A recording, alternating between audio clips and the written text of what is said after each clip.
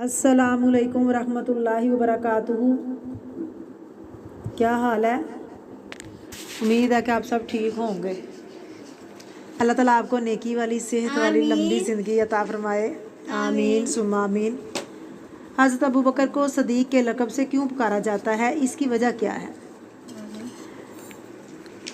जब आप अलैहिस्सलातो वस्सलाम मस्जिद अक्सा और सातों आसमान की सैर करके आए, तो जब आप सल्लल्लाहु अलैहि वसल्लम ने लोगों को बताया कि मैं रातों रात मस्जिद अक्सा और सातों आसमान की सैर करके आया हूँ, तो लोगों ने आपका मजाक उड़ाया और हज़रत अबू बकर के पास आए और आकर के कहा, क्या अबू बकर, क्या तूने अपने दोस्त के बारे में सुना है कि वो क्या कहता है?